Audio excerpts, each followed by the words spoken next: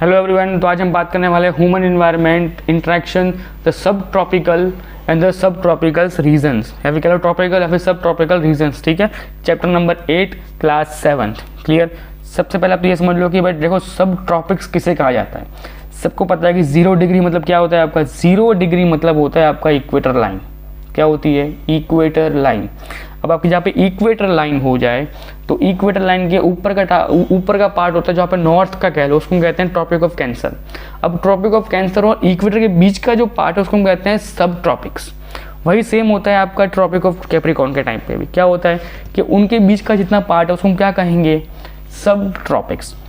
Okay, ये बात भूलना मत। ओके, आगे बात करते हैं life in the Amazon base. अब देखो सिंपल सी बात है, अमेजोन बेस सबसे बड़ी चीज़ है, बहुत बड़ा एक्सपांड एरिया है, इतनी चीज़ें यहाँ पे, इतनी सिविलाइजेशंस या फिर इतना व्यवसाय या फिर इतनी हद तक आपकी फॉरेस्टेशन या रेन फॉरेस्ट बहुत बड़े एरिया के अंदर है। अब आपको साइड में एक महाशय दिख रहे होंगे, ये महाशय वो हैं जिन्होंने रिवर्स या फिर अमेजोन रिवर्स को फाइंड किया था। ये कौन थे? तो ये स्पेनिश एक्सप्लोरर थे जिनका नाम था विसेट यानेज पिजन। क्या था? विसेट यानेज पिजन।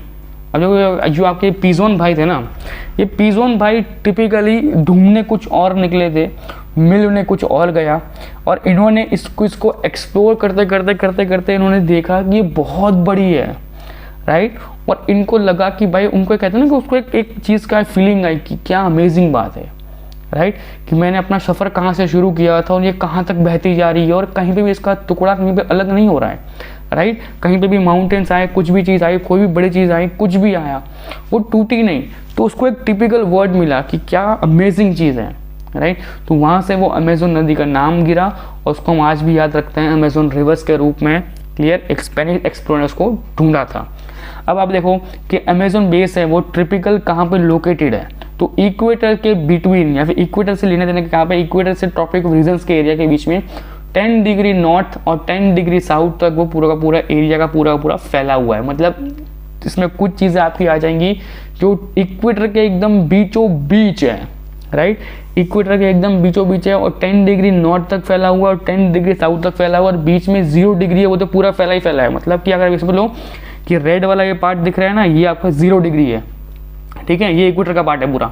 इसके ऊपर मतलब ट्रॉपिक ऑफ कैंसर दिख रहा है, वहाँ तक 10 डिग्री, और इक्वेटर से नीचे 10 डिग्री, समझ रहे हो, इतना पूरा एरिया इसका कवर कर रखा है। किसने? अमेजोन ने देखा।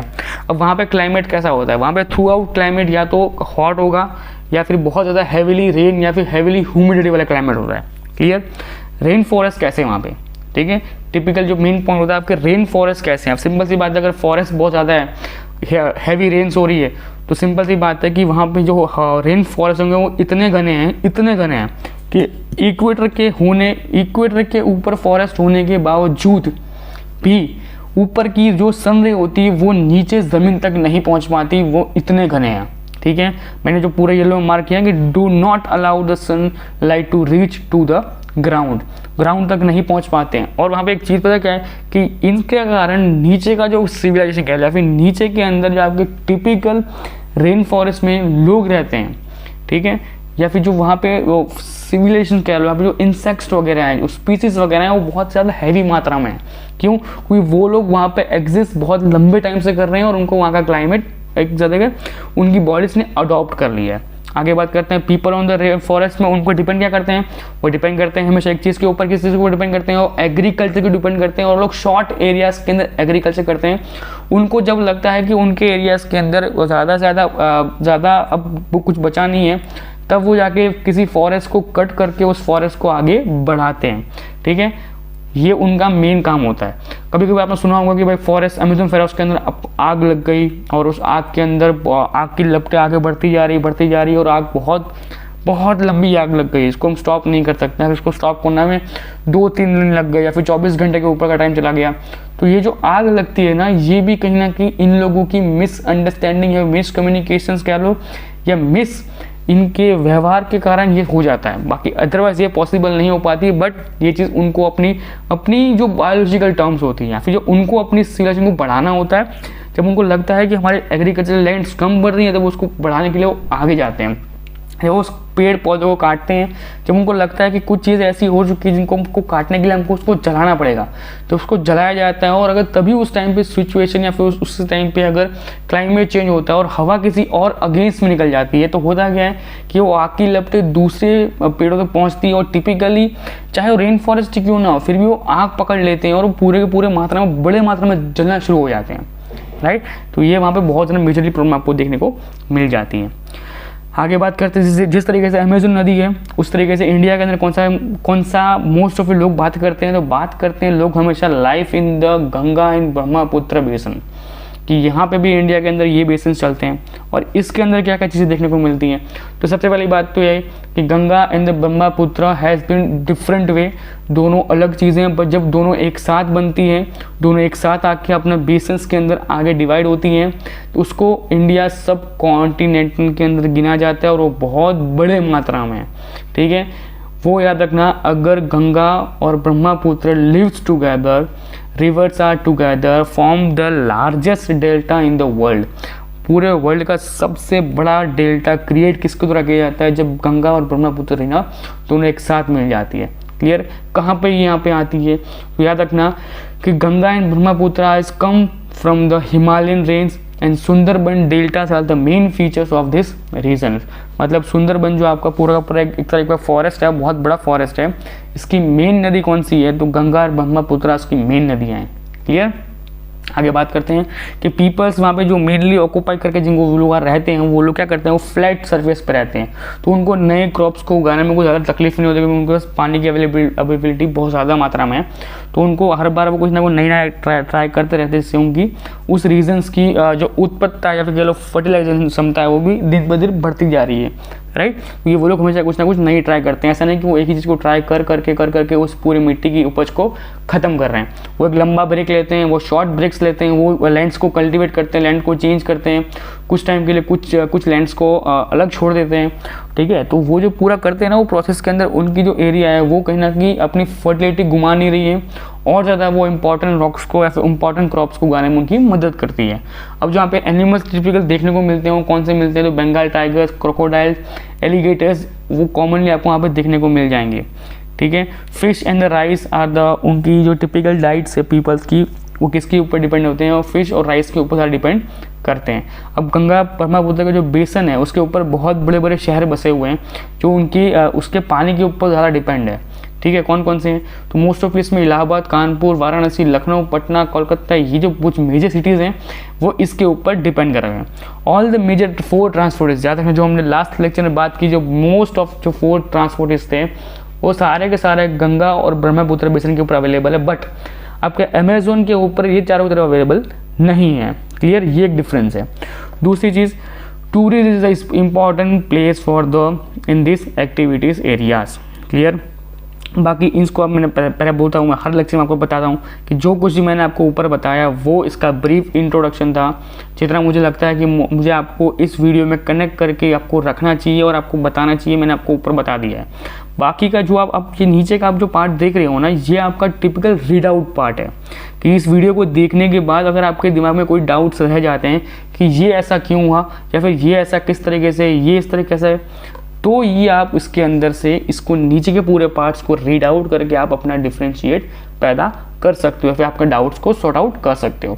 एक और आपका मेन पॉइंट उसको मैं हाईलाइट या फिर येलो में चेंज करना भूल चुका हूँ, वो कौन सा है, the life of the people on the Amazon rock sleeve is slowly changing. In the 1970 the transport Amazon highway made all the part of the rain forest accessibility. Aircraft, helicopter are also use to reach in the various places. कब, 1970 के अंदर। Clear, क्योंकि वहाँ की जो civilisation कह लो या फिर जो वहाँ के जो लोग हैं ना वो धीरे धीरे डेवलप्ड हो रहे हैं, ना कि गंगा ब्रह्मपुत्र की तरह इंडिया के अंदर पब्लिक जो है ना वो जल्दी अडॉप्ट करती हर चीज़ों को लेके। आपको पता होगा कि इंडिया के अंदर किसी चीज़ को अडॉप्ट करवाना है, फिर किसी चीज़ को बताना है, फिर किसी चीज़ को लोगों तक समझाना हो तो बहुत ज़्यादा टिपिकल इतना हार्ड नहीं है, लोग ईजिली समझ सकते हैं। तो वो आपको पता होगा कि आप भी किसी चीज़ को समझना चाहते हो ना तो आप उसको समझा सकते हो, राइट। पर एशियाज़ के बाहर जो अफ्रीका कंट्रीज़ हैं, जो वहाँ पे अमेजन नदी है, वहाँ के लोग आदिवासी लोग होते हैं, राइट। और जो वहाँ के आदिवासी लोग होते हैं उनके लिए दूसरी सिविलाइजेशंस एक हार्मफुल इफेक्ट होती है। उनको लगता है कि दूसरी सिविलाइजेशन हमको रखना नहीं चाहते, क्योंकि वो आज भी उस मेंटलिटी में जीते हैं कि जहाँ पे वो लोग आज भी सिर्फ हंटिंग के ऊपर डिपेंड है, राइट। उनके लिए मनी, उनके लिए सिविलाइजेशन को आगे बढ़ाना, उनके लिए किसी चीज़ का अवॉइड मेडिटेशन या मेडिकल सर्टिफिकेट या करो कि मेडिकल चेक वगैरह ऐसा कुछ नहीं होता, राइट। तो उनकी लाइफ अलग चलती, हमारी लाइफ अलग चलती, इसलिए वहाँ पे हमारा सब कुछ डेवलपमेंट बहुत फास्ट में हुआ, वहाँ पे आज भी स्लोली चलता हुआ आ रहा है। ये फिर से एक बार ये रीड कर लेना, बहुत चीज़ें ऊपर से मैंने कवर कर ली थी, इसके अंदर आपको और चीज़ें दो तीन डिटेल में आपको अलग से पॉइंट देखने को मिल जाएंगे। क्लियर। मैं इसलिए हमेशा रखना, मैं दोनों चीज़ को इसलिए डिवाइड करता हूँ क्योंकि आप ऊपर के सिर्फ वीडियो को देख के है ना ये मत समझ लो कि मेरा पूरा चैप्टर खत्म हो गया, नहीं। वीडियो के अंदर मैं आपको सारे मेन पॉइंट समझाऊंगा, बट आपको उनको मेन पॉइंट्स को भी डिटेल में करना पड़ेगा। याद रखना, जब मेन पॉइंट्स को भी डिटेल में करोगे तब आप पीडीएफ को डाउनलोड करोगे, और पीडीएफ को डाउनलोड करने के बाद अपने पास सेव रखे उसको डिटेल में रीड आउट करोगे, उसके नोट्स को प्रिपेयर करोगे। क्लियर। बाकी ये सब कुछ मैंने आपको ऑलरेडी समझा चुका हूँ। क्लियर। आगे ये मेन फोटोज है, देखो। सबसे पहली बात कि अमेजन नदी कहाँ तक फैली हुई है। तो अमेजन नदी जो है ना वो 2 कंट्रीज़ के या फिर कह लो कि 2 ओशंस के बीच का पूरा पार्ट है। किस तरीके से, तो अटलांटिक ओशन से शुरू होकर वो पैसिफिक ओशन तक फैली हुई है। हाँ, पैसिफिक ओशन के अंदर कोई चीज़ जाती नहीं है, ये चीज़ आपको याद रखनी है कि पैसिफिक ओशंस के अंदर कोई भी चीज़ या फिर अमेजन नदी से निकली हुई कोई भी चीज़ पैसिफिक ओशन के अंदर पहुंचती नहीं है। बट आपको इतना टिपिकल याद रखना है कि एक पूरी कंट्री को एक साइड से दूसरी साइड तक कवर अप कर लिया है। क्या किया है, एक साइड से दूसरी साइड तक सब कुछ कवर कर लिया, और इसी रिवर के ऊपर सबसे ज़्यादा सिविलाइजेशंस डिपेंड करती हैं वर्ल्ड की इस चीज़ के ऊपर। मतलब ये बोल रहा हूँ कि अगर एक साइड से अमेजन को बंद कर दो तो आधा अफ्रीका ख़त्म हो जाए। समझ में आ रहा है आपको, आधा अफ्रीका ख़त्म हो जाएगा अगर एक साइड से आपने उसको बंद किया, ख़त्म। क्यों? क्योंकि ये पूरा का पूरा इस हद तक डेवलपमेंट किया हुआ है कि यहाँ पे हर एक चीज़ इस अमेजन नदी के आसपास के एरिया में मिलती है। क्लियर। यहाँ पे कभी वाटर की शॉर्टेज नहीं होती है, यहाँ पे कभी भी सिविलाइजेशन को डेवलप करने में कोई डिफ़िकल्टीज नहीं आती। क्यों? सारी चीज़ें आपको ईजीली अवेलेबिलिटी आपको मिल जाती हैं। क्लियर। ये अफ्रीका का पूरा पार्ट है। आगे बात करते हैं इंडिया के लिए। तो जो इंडिया के अंदर जी दिख रहा है ना आपको, गंगापुत्र बेसमेंट, ये इस तरीके से फैला हुआ है। ये कितना बड़ा है देख लो आप एक बार, कितना बड़ा है कि यहाँ से निकलने वाली नदियाँ, ऊपर से ये हिमालय रेंज से निकलने वाली नदियाँ यहाँ राजस्थान तक पहुँच रही हैं, यहाँ वेस्ट बंगाल तक पहुँच रही हैं, यहाँ आसाम तक पहुँच रही हैं, राइट। यहाँ दिख रहा है आपको ये ब्रह्मपुत्र रिवर दिख रहा है आपको, ये ब्रह्मपुत्र रिवर है और यहाँ पे गंगा रिवर है। बट इन दोनों का बेस या फिर कह लो इन दोनों का जो पूरा का पूरा जो शॉर्ट आउट है ना, वो ये पूरे एरियाज़ को कवर अप करता है। इसके अंदर आपका आधा इंडिया की कम से कम नहीं होगी ना 30 से 45% पब्लिक को इसमें सब कुछ अवेलेबिलिटी यहाँ पे मिल जाती है। क्यों? सपोज़ कि पूरा का पूरा इंडिया के अंदर सबसे ज़्यादा पब्लिक कहाँ रहती है, तो यूपी के अंदर रहती है। यूपी का मेजर हिस्सा इसने कवर कर रखा है, राइट। तो वहाँ से आपको पानी की अवेलेबिलिटी आपको ईजिली मिल जाती है। उस साइड बाद में जो आपकी 7 सिस्टर वाला एरियाज़ है वो भी आपका कवर हो गया, राइट। बाकी जो आपकी यहाँ तक नदियाँ फैली हुई है, एमपी तक फैली हुई हैं, राइट। उसके बाद तो यहाँ पे आपको ऑलरेडी आपको पता है वो गुजरात के पास नर्मदा नदी निकलती हैं, राइट। तो बहुत सारी ऐसी चीज़ें हैं जो आपको डिपेंड कर लेती हैं, जिसके ऊपर आपका गुजरात एक अलग पूरा हिस्सा है जिसके अंदर पास रिवर्स उसकी अलग अवेलेबिलिटी है। और इंडिया के अंदर गंगा और ब्रह्मपुत्र जो बेसिन है वो भी आपका एक अलग तरीके से एक टिपिकल रोल प्ले करते हैं, जिसके अंदर आपको इंडिया की सिविलाइजेशन, इंडिया के अंदर 30 से 35% सिविलाइजेशन आपकी उसके ऊपर डिपेंड करती है। ठीक है, आज के लेक्चर में इतने ही। वीडियो को लाइक कीजिए, चैनल को सब्सक्राइब कीजिए। मिलते हैं नेक्स्ट लेक्चर में। Bye bye, take care.